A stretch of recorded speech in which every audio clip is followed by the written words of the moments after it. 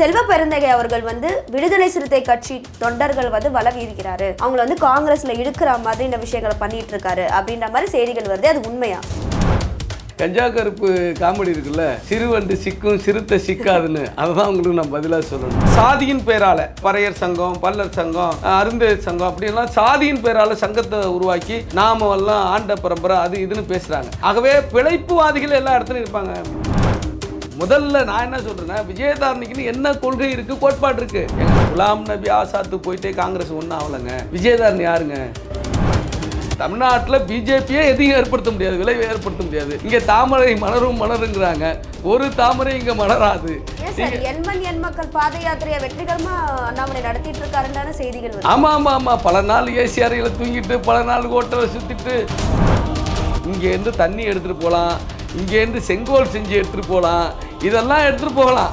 ஆனால் அவங்க இங்கேருந்து ஓட்டை எடுத்துகிட்டு போக முடியாது, மக்களுடைய வாக்கை எடுத்துகிட்டு போக முடியாது. நடிகர் கமல்ஹாசன் டார்ச் லைட் சின்னம் அவருடையது. ஆனா அவர் உதயசூரியன் சின்னத்துல தான் போட்டியிட போறதாகவும், மதிமுகவுடைய சின்னம் பம்பரம் இல்லனா குடை, அவங்களும் உதயசூரியன் சின்னத்துல போட்டியிட போறதாகவும் தான் தகவல் வெளியேற்றது.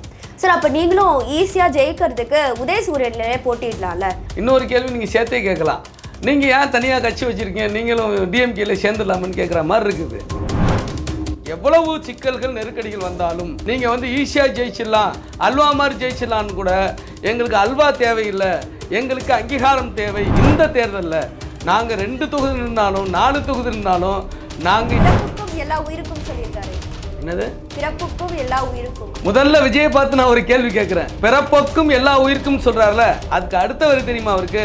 நான் பிறப்புக்கும் எல்லா உயிருக்கும்னு நான் என்னுடைய லெட்டர் பேட்ல வச்சுக்கிட்டு அமைதியா கையை கட்டி உட்காந்துருப்பேன், அவங்களுக்கு ஓட்டு போட்டாலும் பரவாயில்ல அப்படின்னு சொன்னா, 2026 கப்பு முக்கியம். கப்பு முக்கியம்னா பிராக்டிஸ் வேண்டாமா?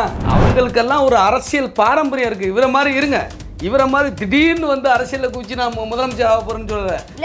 கேளுங்க, எம்ஜிஆர் பண்ணுவாங்க, ஏன் பண்ண மாட்டாங்க? இப்போ விஜயகாந்தை போய் காலி பண்ணிட்டு இப்போ விஜய்கிட்ட வந்திருக்கிறாரு அருண் பாண்டியன். அப்படிதான் எல்லாரும். என்ன இவங்களுக்கெல்லாம் என்ன நான் என்ன வார்த்தையில் தடிச்சிருமோன்னு பயமா இருக்கு எனக்கு.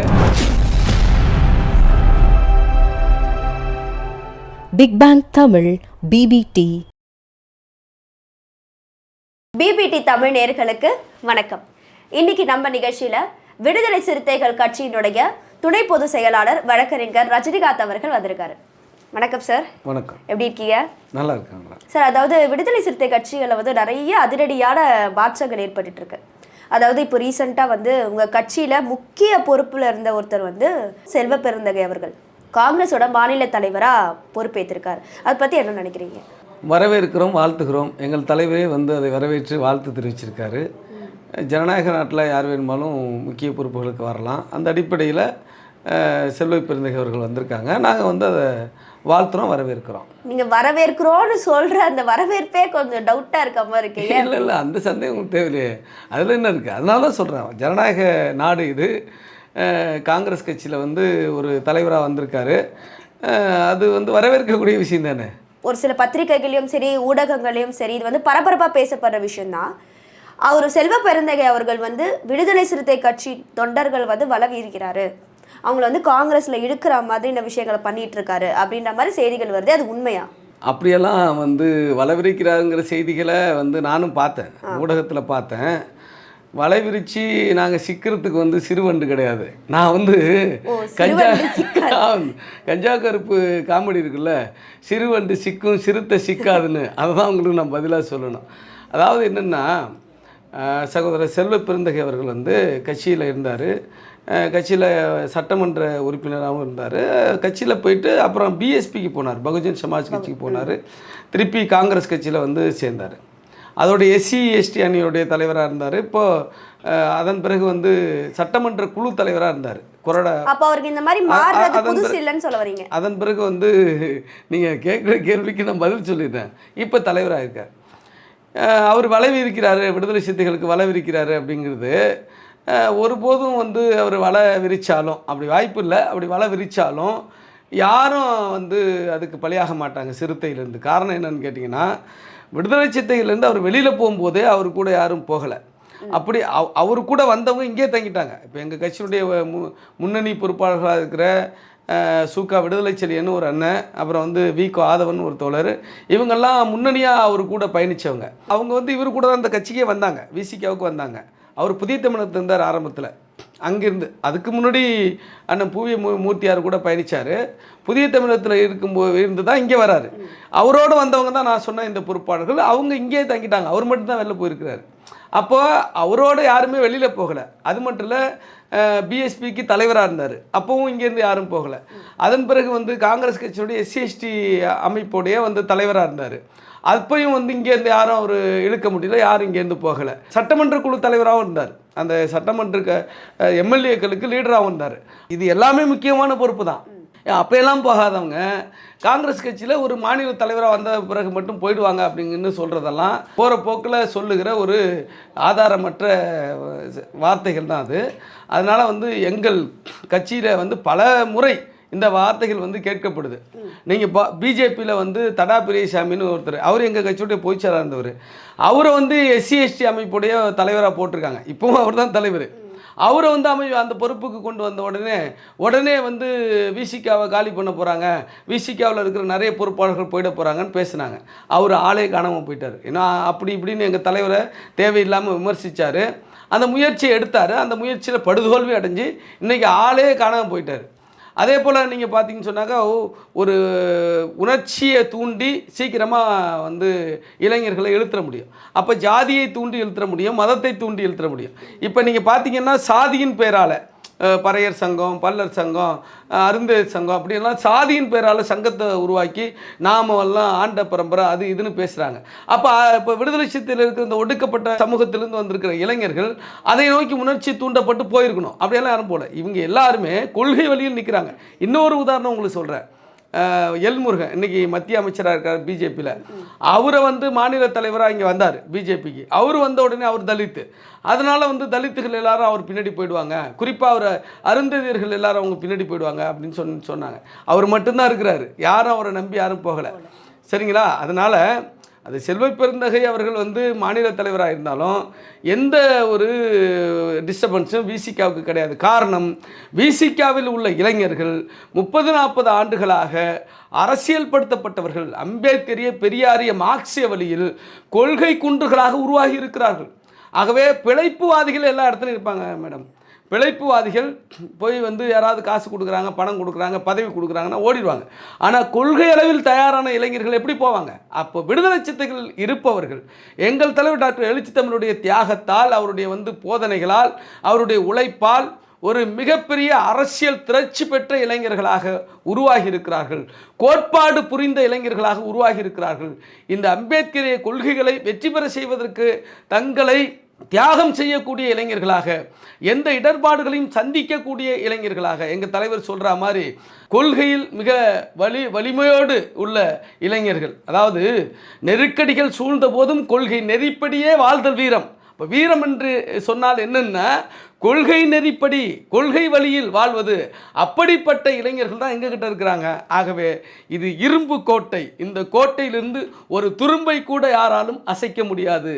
அது யார் வந்தாலும் அசைக்க முடியாதுங்கிறத நான் இந்த நேரத்தில் உங்கள்கிட்ட சொல்கிறேன். ஆனால் இப்போ ஒரு கட்சியிலேருந்து விலகும் போது ஏதாவது ஒரு அதிருப்தி இருக்கணும்ல. இப்போ ஒரு விஷயம் நமக்கு பிடிக்கலன்னா தான் நம்ம அதுலேருந்து மாறுவோம்.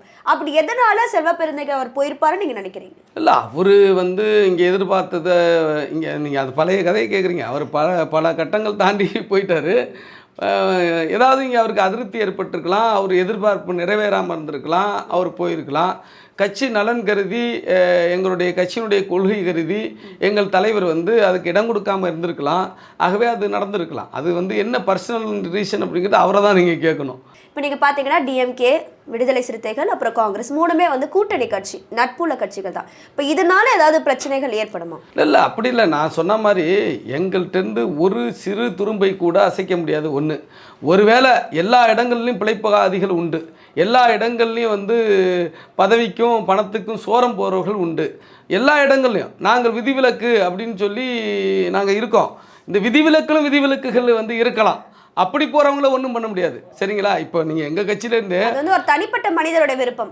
எங்கள் கட்சியிலேருந்தே பல பேர் பிஜேபிக்கு போயிட்டு திருப்பி இங்கே வந்து ஐயோ தப்பு பண்ணிட்டோம், எங்களை மீண்டும் சேர்த்துங்க அப்படின்னு எங்கள் தலைவர்கிட்ட கெஞ்சி கூத்தாடி ஒரு சிலரை பாவப்பட்டு எங்கள் தலைவர் மீண்டும் சேர்த்துக்கிட்ட வரலாறும் உண்டு, ஒரு சிலரை நிராகரித்த வரலாறும் உண்டு.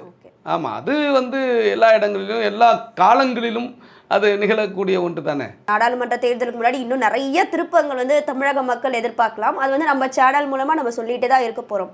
ஆனால் இன்னும் என்னெல்லாம் திருப்பம் ஏற்படும் நினைக்கிறீங்க? விடுதலை சிறுத்தைகள் கட்சியிலே நான் கேட்குறேன். ஒரு திருப்பமும் ஏற்படாது. எங்கள்கிட்ட நாங்கள் தெளிவோடு பயணிச்சுக்கிட்டு இருக்கிறோம். இந்தியா கூட்டணி உருவாகுவதற்கு நாங்கள் மிக முக்கியமான காரணம் எங்கள் தலைவர் தான். ஆரம்பத்தில் அவருடைய 60வது பிறந்த நாளுக்கு முன்னாடியே, அதுக்கு முன்னாடி 59வது பிறந்த நாள்லேயே சொன்னார். என்ன சொன்னார்னா, சனாதன சக்திகளை தனிமைப்படுத்துவோம், ஜனநாயக சக்திகளை ஐக்கியப்படுத்துவோம் என்று சொன்னார். மீண்டும் இந்த பிஜேபி மோடி பிரதமராக வந்தால், பிஜேபி வந்து ஆட்சியை இந்தியாவில் கைப்பற்றினால், இந்திய அரசியலமைப்பு சட்டம் தூக்கி எறியப்பட்டு மீண்டும் மனுஸ்மிருதி சட்டம், வர்ணாசிரம தர்ம சட்டம், சனாதன சட்டம், மக்களை சாதியின் அடிப்படையில் மதத்தின் அடிப்படையில் பிளவுபடுத்துகிற அந்த சட்டம் வந்து நடைமுறைக்கு கொண்டு வரப்படும். அப்படி மீண்டும் பிஜேபி ஆட்சியை பிடித்து விட்டால், இந்த 24 பிடிச்சிட்டாங்கன்னா அப்புறம் அடுத்து ஜனநாயகம் குழி தோண்டி புதைக்கப்பட்டு தேர்தலே நடக்காது, இதுதான் கடைசி தேர்தலாக இருக்கும் அப்படின்னு சொல்லி தமிழகத்தில் மட்டுமல்ல இந்தியா முழுக்க ஒரு விழிப்புணர்வை ஏற்படுத்தி கொண்டிருப்பவர் எங்கள் தலைவர். ஆக இந்தியா கூட்டணி என்கிற ஒன்றை உருவாக்குவதற்கு முதலில் அடித்தளமிட்டவர் எங்கள் தலைவர். ஆகவே அதில் நாங்கள் தெளிவாக இருக்கிறோம், கொள்கை வழியில் பயணிப்பதில் தெளிவாக இருக்கிறோம், பிஜேபியை மோடி ஆட்சியை அப்புறப்படுத்த வேண்டும் என்பதில் தெளிவாக இருக்கிறோம். ஆகவே இந்தியா கூட்டணி மிக வலுவாக இருக்கிறது, தெளிவாக இருக்கிறது, அதனுடைய பயணத்தில் வீரநடை போட்டு கொண்டிருக்கிறது. அப்படி அந்த பயணத்தை தொடக்கி வைத்தவர்கள் ஒருவர் எங்கள் அடிப்படையில் எங்கள் தலைவர் டாக்டர் எழுச்சி தமிழ் அவர்களும் விடுதலை சிறுத்தைகளும் அதில் முன்னோக்கி தான் சென்றுக்கிட்டு இருக்காங்க. எங்கள்கிட்ட எத்தனை திருப்பங்கள் வந்தாலும் அந்த திருப்பங்கள் முன்னோக்கிய திருப்பங்களாக, வெற்றியை நோக்கிய திருப்பங்களாக இருக்கும்.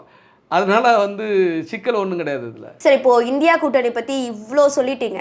ஆனால் அதில் இருக்கிற ஒரு கட்சியில் இருக்கிற ஒரு பெண்மணி, ஒரு நிர்வாகி, ஒரு சட்டமன்ற உறுப்பினராக இருக்கிறாங்க. அவங்க இப்போ பிஜேபியில் போய் இணைஞ்சிருக்காங்களே சார், அதை பற்றி என்ன நினைக்கிறீங்க? அது விஜயதாரணி அவங்கள தானே சொல்கிறீங்க? அதான் நம்ம கொஞ்ச நேரத்துக்கு முன்னாடி சொன்னேன், வந்து பிழைப்புக்காக சந்தர்ப்பவாதிகள் உண்டு.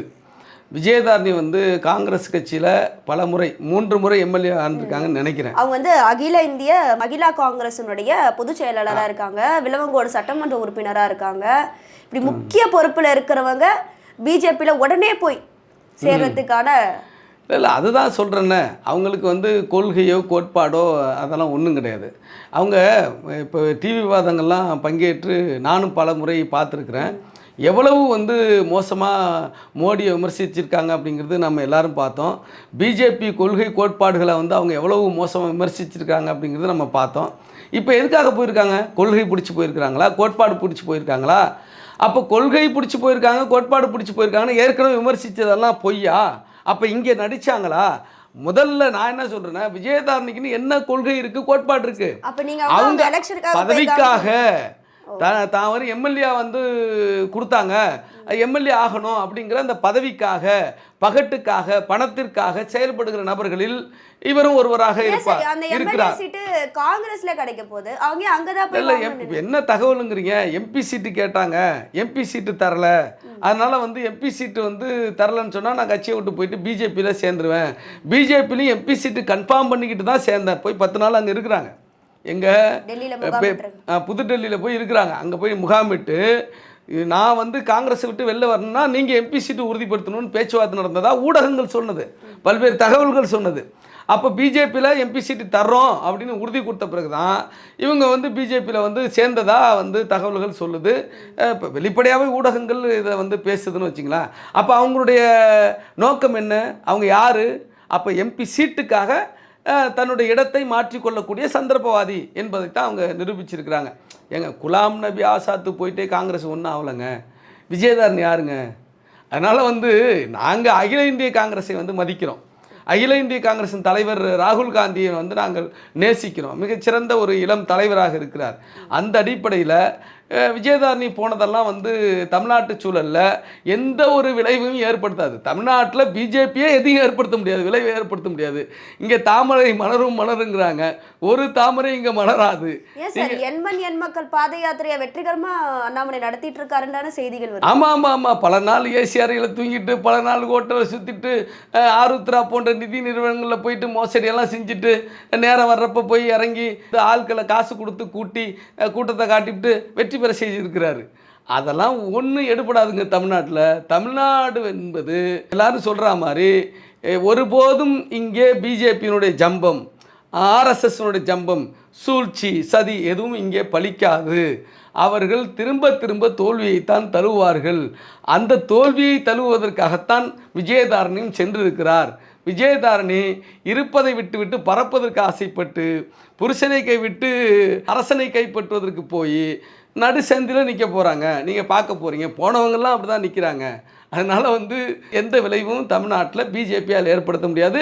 விஜயதாரணி போல பல தாரணிகள் போனாலும் இந்த தரணியை வந்து இந்த தமிழக தரணியை ஒன்றும் செய்ய முடியாது. அண்ணாமலை வந்து இந்த பாத யாத்திரையை நிறைவு செய்ய போறாரு. நிறைவு விழாவுக்கு பிரதமர் மோடி வராரு. இப்போ இது எல்லாமே வந்து தமிழகத்தில் பிஜேபியை நிலைநிறுத்துறதுக்கான ஒரு ஏற்பாடாக தான் பார்க்குறாங்க. இப்போ அதில் வெற்றி பெறுறாங்க, தோல்வி அடைகிறாங்க, இது ரெண்டாவது விஷயம். அது வந்து தேர்தல் மூலயமா மக்களுடைய வாக்குலேருந்து அது தெரிய வரும். ஆனால் இப்போ பிரதமர் வந்து இந்த அளவுக்கு, அதாவது அந்த ராமர் கோயிலுக்கு கூட இங்கேருந்து தண்ணி எடுத்துகிட்டு போயிட்டு அபிஷேகம் பண்ணார். இப்போ தமிழகத்தை நோக்கி இந்த அரசியல் நகர்வு இருக்குல்ல? இல்லை, அவங்க தொடர்ச்சியாக தமிழ்நாட்டை குறி வைக்கிறாங்க. தொடர்ச்சியாக வந்து தமிழ்நாட்டில் வந்து எப்படியாவது தாங்கள் கால் பதித்து விடலாம் என்று முயற்சி பண்ணுறாங்க. அது தொடர்ச்சியாக தோல்வியை தானே தழுவிட்டு இருக்காங்க. ராமர் கோவில் திறப்பு என்பது வட இந்தியாவிலே எந்த ஒரு விளைவும் ஏற்படுத்தலை. பக்தர்கள் நம்ம கபாலீஸ்வர் கோயிலுக்கு தாங்க வர்றாங்க, நம்ம திருவண்ணாமலை கோயிலுக்கு தாங்க வந்து வருட கணக்கில் டெய்லி வந்து பெரிய கூட்டம் கிரிவலம் போயிட்டுருக்குறாங்க. திருச்செந்தூர் கோயிலுக்கு தான் போகிறாங்க. எங்கே பக்தர்கள் வரல, பக்தர்கள் வருவாங்க. அதனால் அரசியல் விளைவு ஏற்படுமா என்று கேட்டால், ராமர் கோவில் திறப்பால் அரசியல் விளைவு வட இந்தியாவிலே ஏற்படவில்லை. என்ன காரணம் நான் சொல்கிறேன்னா, நீங்கள் ராமர் கோவில் திறந்துட்டாங்க, அது போதுன்னு விவசாயிகள் நினச்சிருந்தாங்கன்னா ஏன் போராட்டம் பண்ண போகிறாங்க? உத்தரப்பிரதேசம், மத்திய பிரதேசம், ஹரியானா, அதே போல் வந்து பீகார், பஞ்சாப், முக்கியமாக பஞ்சாப் போன்ற மாநிலங்களை சேர்ந்த விவசாயிகள் வந்து கிட்டத்தட்ட பல்லாயிரக்கணக்கில் லட்சக்கணக்கில் திரண்டு டெல்லியை நோக்கி முற்றுகையிடுறாங்க. அவங்களுக்கு வாழ்வாதாரத்தை இந்த பிஜேபி அரசு என்ன செய்திருக்கிறது என்பதைத்தான் அவங்க பார்க்குறாங்க. ஒன்றும் செய்யலை, மக்கள் விரோத ஆட்சியை நடத்திக்கிட்டு இருக்கு.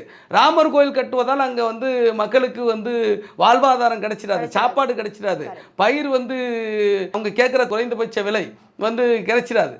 அதனால் வந்து அந்த திறப்பு, ராமர் கோவில் திறப்பு வட இந்தியாவிலேயே எந்த விளைவுகளும் ஏற்படுத்தாமல் விவசாயிகளை கிளர்ந்தெழுந்து இன்றைக்கு போராடி கொண்டிருக்கிறார்கள் என்று சொன்னால், தமிழ்நாட்டில் அதனுடைய தாக்கம் ஒன்றும் நடக்காது. இங்கேருந்து தண்ணி எடுத்துகிட்டு போகலாம், இங்கேருந்து செங்கோல் செஞ்சு எடுத்துகிட்டு போகலாம், இதெல்லாம் எடுத்துகிட்டு போகலாம். ஆனால் அவங்க இங்கேருந்து ஓட்டை எடுத்துகிட்டு போக முடியாது, மக்களுடைய வாக்கை எடுத்துகிட்டு போக முடியாது. தமிழ்நாட்டு மக்கள் வந்து பெரியாருடைய சிந்தனைகளால், அறிஞர் அண்ணாவுடைய சிந்தனைகளால், கலைஞருடைய சிந்தனைகளால், ரெட்டமலை சீனிவாசன், அயோத்திதாச பண்டிதர் போன்ற பேரறிஞருடைய சிந்தனைகளால், திருக்குறளுடைய கருத்தியலால் இங்கே ஆட்கொள்ளப்பட்டவர்கள். இதிலே மக்களை பிளவுபடுத்துகிற சனாதனவாதிகள் வெற்றி பெற முடியாது, ஒரு காலம் வெற்றி பெற முடியாது. நடிகர் கமல்ஹாசன் வந்து டார்ச் லைட் சின்னம் அவருடையது. ஆனால் அவர் வந்து உதயசூரியன் சின்னத்தில் தான் போட்டியிட போகிறதாகவும், அதே மாதிரி மதிமுகவுடைய சின்னம் வந்து பம்பரம் இல்லைனா குடை, அவங்களும் வந்து உதயசூரியன் சின்னத்தில் போட்டியிட போகிறதாகவும் தான் தகவல் வந்து வெளியேற்றுது. சார், அப்போ நீங்களும் ஈஸியாக ஜெயிக்கிறதுக்கு உதயசூரியன்லேயே போட்டியிடலாம்ல, ஏன்னா மக்களுக்கும் குழப்பம் ஏற்படாது. இன்னொரு கேள்வி நீங்கள் சேர்த்தே கேட்கலாம், நீங்கள் ஏன் தனியாக கட்சி வச்சுருக்கீங்க, நீங்களும் டிஎம்கேல சேர்ந்துடலாமன்னு கேட்குற மாதிரி இருக்குது. ஏங்க, நாங்கள் தொடர்ச்சியாக சொல்கிறோம், நாங்கள் ஒரு கட்சி நடத்தி கொண்டிருக்கிறோம், எங்களுக்கென்று ஒரு கொள்கை இருக்கிறது, எங்களுக்கென்று ஒரு கோட்பாடு இருக்கிறது, எங்களுக்கென்று ஒரு கொடி இருக்கிறது. எங்களுடைய கொள்கையை களமாடி வெற்றி பெற செய்வதற்கு எங்கள் தலைவரில் நாங்கள் பீடு நடை போட்டு முன்னேறி கொண்டிருக்கிறோம். அப்படி இருக்கும்பொழுது அரசியல் அங்கீகாரம் என்பது மிக மிக முக்கியமானது. எங்கள் கொள்கையை வெல்லச் செய்வதற்கு, எங்கள் கொள்கையை நடைமுறைப்படுத்துவதற்கு அரசியல் அங்கீகாரம் மிக முக்கியமானது. தேர்தல் ஜனநாயகத்தில், பாராளுமன்ற ஜனநாயகத்தில் அப்படி அரசியல் அங்கீகாரம் பெற வேண்டும் என்று சொன்னால், நாங்கள் தேர்தல் ஆணையத்தில் அங்கீகரிக்கப்பட்ட கட்சியாக நாங்கள் மாற வேண்டும். அப்படி அங்கீகரிக்கப்பட்ட கட்சியாக மாற வேண்டும் என்று சொன்னால், எங்களுக்கென்ற ஒரு தனி சின்னத்திலே போட்டியிட்டு நாங்கள் வெற்றி பெற வேண்டும். குறிப்பிட்ட வாக்கு விகிதாச்சாரத்தை நாங்கள் பெற்றிருக்கிறோம் என்பதை தேர்தல் ஆணையத்திடம் வந்து நாங்கள் நிரூபிக்க வேண்டும். அந்த அடிப்படையில் நாங்கள் தொடர்ச்சியாக அந்த அங்கீகாரத்தை பெறுவதற்கு முயற்சித்து கொண்டிருக்கிறோம். அப்படி இருக்கும் பொழுது கடந்த தேர்தலையே, அதாவது 2019 எம்பி தேர்தலையே ரெண்டுத்துலேயுமே நாங்கள் பானை சின்னத்தில் போட்டிடுவோம் தான் சொன்னோம். அது ஒரு காலச்சூழலில் வந்து ஒன்று வந்து எங்கள் தலைவர் டாக்டர் எழுச்சி தமிழர் வந்து பானை சின்னத்தில் போட்டிட்டார். எங்களுடைய பொதுச் செயலாளர் ரவிக்குமார் வந்து உதயசூரிய சின்னத்தில் போட்டிட்டு வெற்றி பெற்றார். அப்படி 2 எம்பியாக இருந்தாலும் தேர்தல் ஆணையத்தில் அங்கீகாரம் பெறுவதற்கு எங்களுக்கு அது எந்த விதத்திலும் பயன்படலை. அப்படி அதன் பிறகு நடந்த 2021 தேர்தலையும் திராவிட முன்னேற்ற கழக தலைவர் உள்ளிட்ட வந்து அந்த கட்சியினுடைய முக்கிய பொறுப்பாளர்கள் எல்லாரும் எங்களை என்ன கன்வின்ஸ் பண்ணாங்கன்னா, நீங்கள் புது சின்னத்தில் நின்னீங்கன்னா, அதாவது பானை சின்னம் புது சின்னம்ல, மக்களுக்கு புது சின்னத்தில் நின்னீங்கன்னா அவங்க ஈஸியாக ஜெயிக்க முடியாது, அதனால நீங்கள் என்ன பண்ணுங்க உதயசூரியன் சின்னத்தில் நில்லுங்க, மக்கள்கிட்ட குழப்பம் ஏற்படும் அப்படின்னு சொல்லி சொன்னாங்க. வர இன்னும் 10 நாள் தான் தேர்தல், 10 நாள் காலகட்டம் இருக்குது, அவ்வளோதான். அப்போ வந்து எங்கள்கிட்ட கேட்குறாங்க, நீங்கள் புது சின்னத்தை 10 நாளுக்குள்ளே அறிமுகப்படுத்தி அதில் வெற்றி பெறுங்கிறது சாமானியப்பட்ட வேலை இல்லை, நீங்கள் எங்கள் உதயசூரிய சின்னத்தில் நில்லுங்கன்னாங்க. எங்கள் தலைவர் உறுதியாக இருந்துட்டார். நாங்கள் எத்தனை சீட்டு ஜெயிக்கிறோம் தோக்குறோங்கிறது முக்கியம் இல்லை, நாங்கள் தனி சின்னத்தில் நிற்போம் அப்படின்னு சொல்லிட்டு ஒரு முடிவை வந்து தைரியமாக எடுத்து ஒரு 10 நாள் கேப்பில் பானை சின்னத்தை எல்லா இடத்தையும் கொண்டு போய் சேர்த்துட்டோம். நாங்கள் சேர்த்து 6 தொகுதியில் போட்டிட்டு 4 தொகுதியில் வெற்றி பெற்று விட்டோம். ஆனால் வந்து இன்னும் நாங்கள் அங்கீகாரம் பெறுவதற்கு அந்த வாக்கு எங்களுக்கு போதாது. இந்த தேர்தலில் நாங்கள் 2 தொகுதி நின்னாலும் 4 தொகுதி நின்னாலும் நாங்கள் எங்களுடைய சின்னமான பானை சின்னத்தில் தான் போட்டிடுவோம். பானை சின்னத்தில் போட்டியிட்டு நாங்கள் வெற்றி பெற்றால்தான் நாங்கள் தேர்தல் அங்கீகாரத்தை பெற முடியும், தேர்தல் ஆணையத்திடம் அங்கீகாரத்தை பெற முடியும், ஒரு அங்கீகரிக்கப்பட்ட கட்சியாக மாற முடியும். ஆகவே எவ்வளவு சிக்கல்கள் நெருக்கடிகள் வந்தாலும் நீங்கள் வந்து ஈஸியாக ஜெயிச்சிடலாம், அல்வா மாதிரி ஜெயிச்சிடலான்னு கூட எங்களுக்கு அல்வா தேவையில்லை, எங்களுக்கு அங்கீகாரம் தேவை. நாங்கள் அமைப்பாய் திரள்வோம், அங்கீகாரம் பெறுவோம், அதிகாரம் வெல்வோம் என்கிற பாதையில் படிப்படியாக முன்னேறி கொண்டிருக்கிறோம். அமைப்பாய் திரண்டிருக்கிறோம். திருச்சி மாநாடு அதை நிரூபித்தது. இந்த தேர்தலில் அங்கீகாரம் பெறுவோம், அடுத்த தேர்தலில் அரசியல் அதிகாரத்தையும் பெறுவோம். நிச்சயமாக எங்கள் தலைவர் தலைமையில் தமிழ்நாட்டில் ஒரு மிகப்பெரிய அரசியல் அங்கீகாரத்தை பெற்று ஒரு மாற்றத்தை உருவாக்குவோம். சரி, இப்போ நடிகர் விஜய் வந்து அரசியல் கட்சி ஆரம்பிச்சிருக்காரு. இப்போ இருக்கும்போது 2026 தான் நான் போட்டிடுவேன், 2024 நான் எந்த கட்சிக்கும் சப்போர்ட் பண்ண மாட்டேன், தேர்தலையும் நிற்க மாட்டேன் அப்படின்னு சொல்லியிருக்காரு. இப்போ 2026 வரைக்கும் அவர் வெயிட் பண்ண காரணம் என்ன? அதாவது விஜய் போன்றவர்கள் திரைப்படத்தில் வந்து ரொம்ப பெரிய அளவில் புகழ் பெற்று சம்பாதிச்சுட்டு திடீர்னு வந்து நாங்கள் வந்து ஸ்ட்ரைட்டாக முதலமைச்சர் இப்போ பதவி அடைய போகிறோன்னு சொல்கிறாங்க. ஒரு படத்தில் இவர் சொல்லுவார், யார் நம்ம வடிவேல் சொல்லுவார், நான் இந்த வட்டச்செயலாளர் வந்து ஸ்ட்ரைட்டாக பிரதமர் பதவியை குறி வைக்கிறேன் அப்படின்னு சொல்லுவார். அதே போல் விஜய் வந்து ஸ்ட்ரைட்டாக முதலமைச்சர் பதவியை குறி வச்சு வந்திருக்காரு. முதல்ல விஜய்க்கு என்னங்க அரசியல் புரிதல் இருக்குது? நான் கேட்குறேன், எங்கள் தலைவர் வந்து வாழ்த்து சொல்கிறாருன்னா அதான் ஜனநாயக நாட்டில் வந்து யார் வந்து அரசியலுக்கு வரேன்னு சொன்னாலும் வாங்க களமாடுங்கன்னு தான் சொல்லுவாங்க. அந்த அடிப்படையில் வாழ்த்து சொல்கிறார். அதுக்காக அவர் என்னென்னா செய்ய போகிறாரு அப்படிங்கிறத வந்து எங்களுக்கு அதை பற்றி தெரியாதுல்ல. யார் நீங்கள் அரசியலுக்கு வந்தாலும் வாங்கன்னு சொல்கிற வேண்டியது அதில் ஒன்றும் இல்லை. ஆனால் விஜய், நான் கேட்குறேன், விஜய்க்கு என்ன அரசியல் புரிதல் இருக்கிறது, என்ன தெரியும் அவருக்கு? அரசியல் புரிதல் இருந்தால் நான் வந்து அரசியலுக்கு வந்துட்டேன் அப்படின்னு தமிழக வெற்றி கழகமா என்னமோ ஒரு கட்சி, ஆமாம் ஒரு கட்சி தொடங்கிட்டாரு. தொடங்கின உடனேலேருந்து நீங்கள் அரசியல் நடவடிக்கைகள் ஆரம்பிச்சிடலாங்க. ஆரம்பிக்காமல் நான் 26 பற்றி தான் கவலைப்படுறேன், 24 பற்றி கவலைப்படலைன்னா 24 இந்தியாவில் ஒரு முக்கியமான தேர்தல் நடக்கிறது. நாங்கள் தொடர்ச்சியாக சொல்லிக் கொண்டிருக்கிறோம், 2024 தேர்தலில் மீண்டும் 3வது முறையாக பிஜேபி ஆட்சி அதிகாரத்தை கைப்பற்றினால், மோடி ஆட்சி அதிகாரத்தை கைப்பற்றினால், இந்த நாட்டில் ஜனநாயகம் குழி தோண்டி புதைக்கப்பட்டு சர்வாதிகாரம் வந்துருச்சுன்னு சொன்னால் 26 தேர்தல் நடக்காத, அதன் பிறகு தேர்தலே கிடையாது அப்படிங்கிறது தான் இருக்கிற சூழல். அரசியலமைப்பு சட்டம் தூக்கி எறியப்பட்டு இங்கே மனுஸ்மிருதி சட்டம் இங்கே சட்டமாக கொண்டு வரப்பட்டு விடும். இதை அப்போ நீங்கள் வந்து நான் என்ன கேட்குறேன், விஜய் கிட்ட 2026 தேர்தலில் என்ன விளைவு நடந்தாலும் உங்களுக்கு கவலை இல்லையா? அப்போ நீங்கள் உங்கள் நிலைப்பாடு என்ன? அப்போ உங்கள் நிலைப்பாடை நீங்கள் தெரியப்படுத்தலை, நீங்கள் சொல்லலைன்னா உங்களுக்கு சுத்தமாக அரசியல் புரிதலே இல்லை. நீங்கள் வர்றதுக்கு பேசாமல் வீட்டில் போய் தூங்கலாம், இல்லை சினிமா நடிச்சிக்கிட்டு இருக்கலாம் அப்படின்னு தான் பதிலாக இருக்க முடியும். இல்லை சார், இப்போ ஓட்டுரிமைன்றது தனிப்பட்ட மனிதனுடைய விருப்பம். ஸோ அந்த நேரத்தில் இவர் வந்து நீங்கள் இவருக்கு ஓட்டு போடுங்க, இவருக்கு ஓட்டு போடுங்க நம்ம சொல்ல முடியாது இல்லை, யாரையும் சொல்லணுங்க. நீங்கள் ஒரு அரசியல் கட்சி வச்சிருக்கிறீங்க, நீங்கள் அரசியல் கட்சினா உங்கள் நிலைப்பாடு என்னன்னு சொல்லணும், அதுதான் உங்கள் கடமை. நீங்க சொல்லலன்னு சொன்னாக்கா ஓட்டுரிமை நீங்க யாருக்கு வேணுமோ ஓட்டு போட்டு போங்க. அடுத்து மாநாடோ இல்ல கொடி அறிமுகமோ இதெல்லாம் பண்ற விஷயங்களா செய்திகளா நீங்க வெளியே அப்போ கட்சியை தொடங்க வேண்டியதானே? இப்போ ஏன் டிக்ளேர் பண்ணீங்க? அப்ப இப்போ டிக்ளேர் பண்றதுக்கு காரணம் என்ன? இப்போ டிக்ளேர் பண்ணிட்டீங்கல்ல, உங்க நிலைப்பாடு சொல்லணும்ல. என்ன பேரு அந்த கட்சி பேர் என்ன? தமிழக வெற்றி கழகம். தமிழக வெற்றி கழகத்தினுடைய தொண்டர்கள், அதனுடைய பொறுப்பாளர்கள் அவரவர் விரும்புகிற கட்சிக்கு வாக்களிக்கலாம்னு சொல்லுங்க. அதை சொல்லுங்க. சொல்லணும்ல ஏதாவது. இதெல்லாம் என்னங்க, இந்த மக்களை என்ன முட்டாள்னு நடிச்சுக்கிட்டே இருக்கிறாங்களா? சினிமாவில் வந்து திரையில் வந்து உங்கள் காட்டிட்டு நீங்கள் 4 காசு சம்பாதிச்சிட்டா ஸ்ட்ரைட்டாக பிரதமர் பதவிக்கு போயிடலாமா? ஸ்ட்ரைட்டாக முதலமைச்சர் பதவிக்கு போயிடலாமா? உங்களுக்கு பெண்கள் பிரச்சனை தெரிய வேண்டாம், இந்த சமூகத்தில் இருக்கிற சாதி பிரச்சனை தெரிய வேண்டாம், இந்த சமூகத்தில் வந்து இப்போ புறையோடி இருக்கிற மத பிரச்சனை தெரிய வேண்டாம், இந்த சமூகத்தில் இருக்க வாழ்வாதார பிரச்சனை தெரிய வேண்டாம், இந்த சமூகத்தில் சமூக நீதி இருக்கிறதா இல்லையா என்பதை பற்றி உங்களுக்கு தெரிய வேண்டாம். ஒரு மண்ணாங்கட்டியும் தெரியாமல் நான் முதலமைச்சர் ஆயிடுவேன் அப்படின்னு சொல்லி என்ன நியாயம்? இவங்களையெல்லாம் நம்பி போகிறாங்கள இந்த இளைஞர்கள்.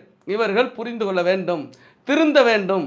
திருந்தி மக்களுக்காக உழைக்கிற கட்சி எது, தலைவர் எது என்பதை இவர்கள் தேர்ந்தெடுத்து வர வேண்டும் என்று உங்களுடைய சேனல் மூலமாக அவர்களுக்கு நான் ஒரு அறைகூவல் விடுக்கிறேன். இல்லை சார், இப்போ நீங்கள் அவருக்கு அரசியல் புரிதல் இல்லைன்னு சொல்கிறீங்க. ஆனால் மாணவர்கள்லாம் சந்திச்சாரு, அவங்களுக்கு பரிசு கொடுத்தாரு, இந்த தூத்துக்குடி ஃப்ளட் அப்போ வந்து நிவாரணப் பொருட்கள்லாம் கொடுத்தாரு. அப்போ அதெல்லாமே அரசியல் சார்ந்த நகர்வு தானே? ஏங்க வந்து தூத்துக்குடி ஃப்ளட் அப்போ வந்து ஒரு கிராமமே வந்து சோறாக்கி போட்டுச்சுங்க, அது ஒரு தகுதியாங்க? யாரு தான் வந்து நிவாரணம் கொடுக்கல, யாரு தான் வந்து மக்களுக்கு வந்து உதவி பண்ணலை, அதெல்லாம் தகுதி கிடையாது. சும்மா வந்து உங்களுடைய அரசியல் கருத்து என்ன, உங்கள் அரசியல் உங்கள் நிலைப்பாடு என்ன? இதுக்கு முன்னாடி நீங்கள் வந்து உங்கள் நிலைப்பாட்டை தெரிவிச்சிருக்கிறீங்களா? பிறப்புக்கும் எல்லா உயிருக்கும் சொல்லியிருக்காரு. என்னது பிறப்புக்கும் எல்லா உயிருக்கும்? முதல்ல விஜயை பார்த்து நான் ஒரு கேள்வி கேட்குறேன். பிறப்புக்கும் எல்லா உயிருக்கும் சொல்கிறார்ல, அதுக்கு அடுத்த வரி தெரியுமா அவருக்கு? பிறப்புக்கும் எல்லா உயிருக்கும் என்கிற அந்த கோட்பாட்டுக்கே ஆபத்து இருக்க, அது குறித்து அக்கறை இல்லாமல் உட்கார்ந்துருக்காரு. அப்போ அந்த முழக்கமே பொய்யா வச்சிருக்காரு, சும்மா வச்சிருக்கிறாரு, ஏமாத்த வச்சிருக்காருன்னா புரிஞ்சுக்கணும். பிறப்புக்கும் எல்லா உயிருக்கும் என்கிற அந்த முழக்கத்திற்கு, அந்த கோட்பாட்டிற்கு இந்த தேர்தலில் சிக்கல் இருக்கிறது. பிறப்பின் அடிப்படையில் ஏற்றத்தாழ்வை கற்பிக்கிற, பிறப்பின் அடிப்படையில் மத வெறுப்பை வந்து இங்கே வந்து விதைக்கிற ஒரு கட்சி மீண்டும் ஆட்சிக்கு வந்து கூடாது என்று எல்லோரும் பதறி கொண்டிருக்கிற பொழுது, நான் பிறப்புக்கும் எல்லா உயிருக்குன்னு நான் வந்து என்னுடைய லெட்டர் பேரில் வச்சுக்கிட்டு அமைதியாக கையை கட்டி உட்காந்துருப்பான், அவங்களுக்கு ஓட்டு போட்டாலும் பரவாயில்ல அப்படின்னு சொன்னால் அந்த முழக்கத்தை பொய்யாக போலியாக வைத்து கொண்டிருக்கிறார். இல்லை சார், அவர் இப்போ பட ஷூட்டிங்ல இருக்கிறனால அவருடைய பொதுச் செயலாளரை வச்சு அடுத்தடுத்த கட்ட நகர்வுல அவர் பண்ணிட்டு தானே இருக்காரு. என்ன நகர வந்து கூட்டம் போடுறதும் பொறுப்பாளர் அறிவிக்குமா? உங்கள் தேர்தல் நிலைப்பாடு என்னங்க? யாருக்கு ஓட்டு போட சொல்றீங்க? உங்கள் கட்சி உங்களை நம்பி வந்திருக்காங்கல்ல, சில பேர் வந்து உட்கார்ந்துருக்குறாங்கல்ல, பதவி கிடைக்கும் அது இதுன்னு உட்காந்துருக்காங்களே, அவங்களுக்கு நீங்கள் என்ன சொல்கிறீங்க? யாருக்கு ஓட்டு போட சொல்கிறீங்க? அதுதாங்க ரொம்ப ரொம்ப ரொம்ப முக்கியம்.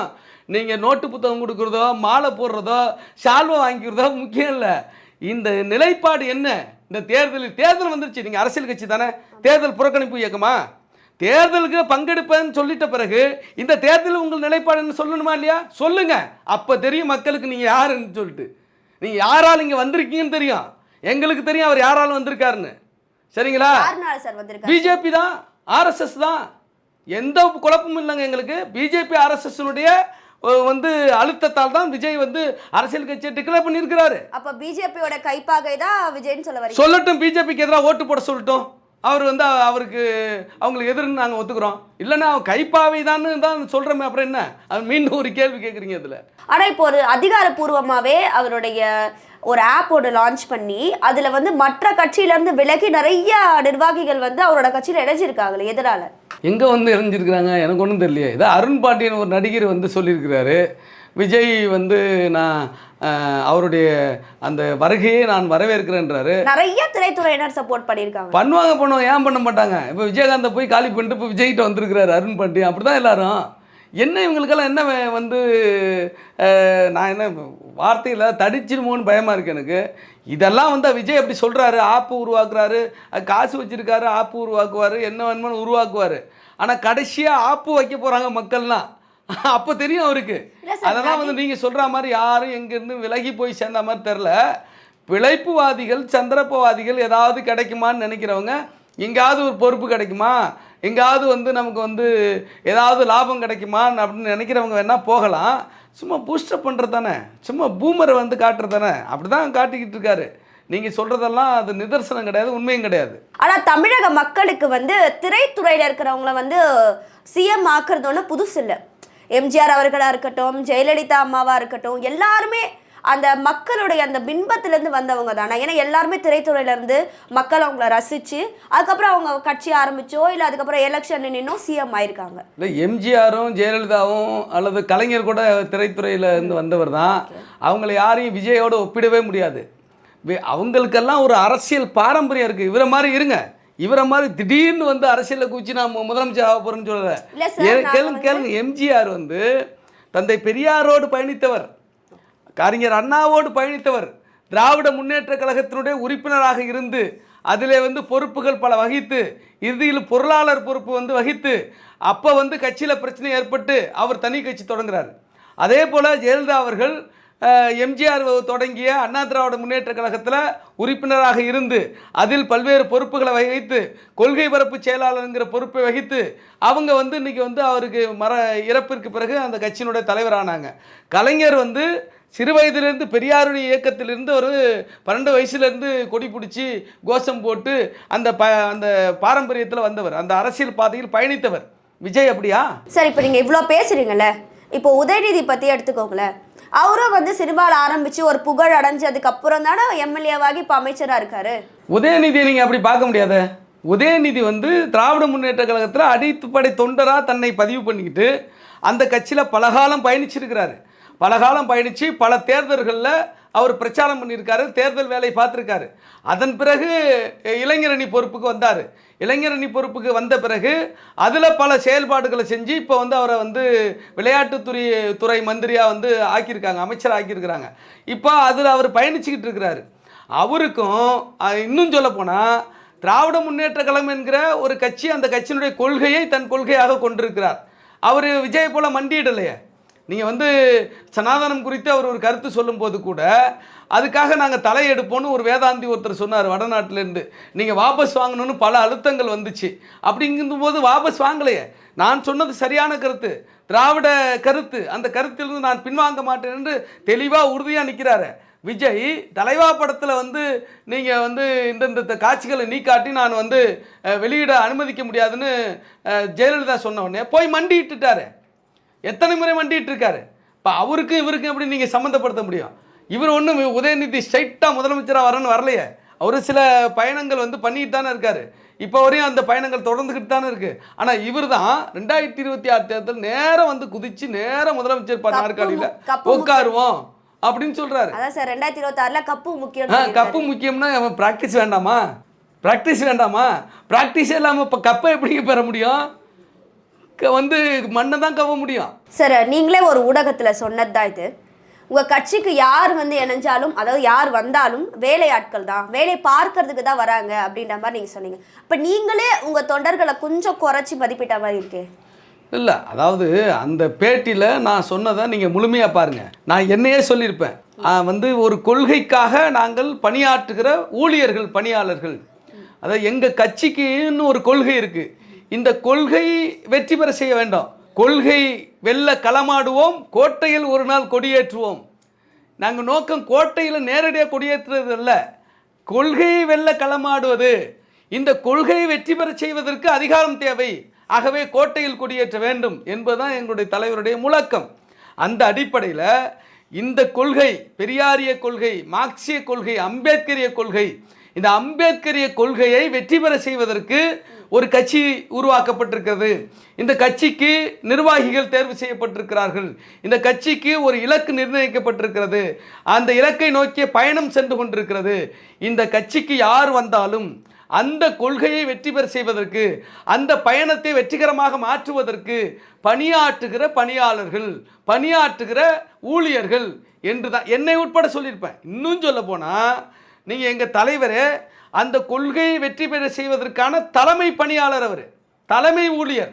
நாங்கள்லாம் அவருக்கு இருக்கிற அடுத்த கட்ட, 2ஆம் கட்ட, 3ஆம் கட்ட ஊழியர்கள். நாங்கள் எங்களுக்கு எது முக்கியம்னா கருத்தியல், கொள்கை, கோட்பாடு, இதை வெற்றி பெற செய்வதுதான் முக்கியம். நான் இன்னொரு உதாரணம் உங்களுக்கு சொல்கிறேங்க. நீங்கள் பிஜேபியை வந்து எப்படி பார்க்குறீங்க? பிஜேபி யாருக்கான கட்சின்னு பார்க்குறீங்க நீங்கள்? அவங்க சொல்கிறாங்க மக்களுக்கான கட்சி. மக்களுக்கான கட்சியில் அவங்க இந்துக்களுக்கான கட்சின்னு சொல்கிறாங்க. பிஜேபி என்பது ஆர்எஸ்எஸ் என்கிற ஒரு கோட்பாட்டு அமைப்பின் மீது அந்த அமைப்பால் உருவாக்கப்பட்டிருக்க ஒரு அரசியல் கட்சி. அப்போ ஆர்எஸ்எஸ்னுடைய கோட்பாடு என்னன்னா, பார்ப்பனியத்தை இங்கே பாதுகாப்பது, பார்ப்பனியத்தை வெற்றி பெற செய்வது, சனாதன தர்மத்தை இந்த நாட்டின் தர்மமாக மாற்றுவது, வர்ணாசிரம சட்டத்தை, மனுஸ்மிருதி சட்டத்தை இந்த நாட்டின் சட்டமாக மாற்றுவது என்பதுதான், especially for welfare of Brahmins. எது? ஆர்எஸ்எஸ். இதை வெற்றி பெற செய்வதற்கு அவங்க ஒரு அரசியல் கட்சி தொடங்கியிருக்காங்க. அதிகாரம் வேணும். எந்த கொள்கையை வெற்றி பெற செய்யணும்னு சொன்னாலும் அதிகாரம் இல்லாமல் வெற்றி பெற செய்ய முடியாது. அப்போ அந்த ஆர்எஸ்எஸ் கொள்கையை வெற்றி பெற செய்வதற்கு அரசியல் அதிகாரம் வேணும். அந்த அரசியல் அதிகாரத்தை பெறுவதற்கு பிஜேபி என்கிற கட்சியை உருவாக்கி இருக்கிறாங்க. அவங்களுடைய இந்த பிஜேபிங்கிற கட்சியில் எல்லாரும் இருக்கிறாங்க. பிராமணர்களுக்கான கட்சி அது, பிராமண நலனுக்கான கட்சி, வர்ணாசிரம தர்மத்தை, சனாதன தர்மத்தை, மனுஸ்மிருதியை நடைமுறைக்கு கொண்டு வர துடிக்கிற ஒரு கட்சி அது. அப்படி இருக்கும் பொழுது அதில் சூத்திரர் பிரதமராக இருக்கிறாரு மோடி. நீங்கள் முருகன் என்கிற ஒரு தீண்டத்தகாதவர் மந்திரியாக இருக்கிறாரு, பொறுப்பில் இருக்கிறாரு. அண்ணாமலை என்கிற சூத்திர சமூகத்தை சார்ந்தவர், பார்ப்பன அல்லாத அமித்ஷா இந்த கட்சிக்கு ஒரு முக்கிய பொறுப்பில் இருக்கிறாரு, இன்னைக்கு உள்துறை அமைச்சராக இருக்கிறாரு. நீங்கள் பார்த்தீங்கன்னா இவங்க எல்லாருமே இந்த ஆர்எஸ்எஸ்னுடைய கோட்பாட்டுக்கு ஒர்க் பண்ணுற ஒர்க்கர்ஸ், வேலை பார்க்குற அந்த கோட்பாட்டை வெற்றி பெற செய்வதற்கு அவங்களுக்கு கிடைச்சிருக்கிற பணியாளர்கள், ஊழியர்கள். அப்போ அவங்களுக்கு நோக்கம் என்னென்னா, இந்த பார்ப்பனியத்தை வெற்றி பெற செய்வதற்கு நீ யாராக இருந்தாலும் வா, நீ எங்கே வேலை பார்க்க போகிற, உன் விருப்பத்துக்கு வேலை பார்க்க முடியாது, நான் என்ன சொல்கிறேனோ இந்த கொள்கையை வெல்லுவதற்கு நாங்கள் என்ன அதாவது ஆர்எஸ்எஸ்ன்னு சொல்கிறேனே, இந்த ஆர்எஸ்எஸ்ஸில் பார்ப்பனர்களை தவிர யாரும் தலைவராக வர முடியாது, இதுவரை வந்ததில்லை. அதுவும் சித்பவன் பார்ப்பனர்கள் தான் அதற்கு தலைவராக வர முடியும். ஆகவே அது முழுக்க முழுக்க ஒரு பார்ப்பனிய கோட்பாடு. இந்த பார்ப்பனிய கோட்பாட்டிற்கு பார்ப்பனியத்தால் பாதிக்கப்பட்ட சூத்திரர் கூட வேலையாளா இருக்கிறான், பார்ப்பனியத்தால் பாதிக்கப்பட்ட தீண்டத்தகாதவர்கள் கூட வேலையாட்களாக இருக்கிறாங்க.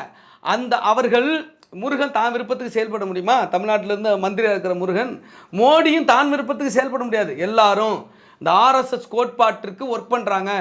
ஆர்எஸ்எஸ்னுடைய தலைமை என்ன சொல்லுதோ அதை தான் செய்வாங்க, அதை தான் செய்ய முடியும். அதை செய்ய மாட்டேன்னு சொன்னால் அவங்க வெளியே போக வேண்டியதான்.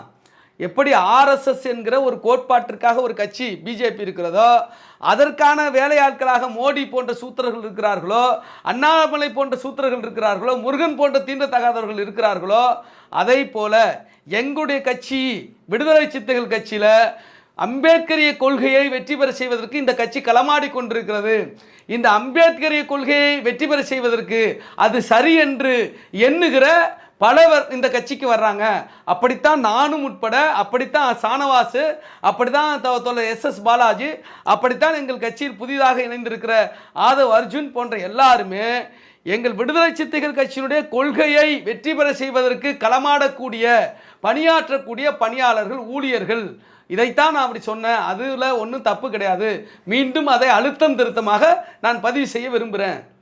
சார், இன்னைக்கு நம்ம பிபிடி தமிழ் நேயர்களுக்காக நிறைய விஷயங்களை பகிர்ந்துக்கிட்டீங்க. அதற்கு ரொம்ப நன்றி. நன்றி. Big bang Tamil, PPT.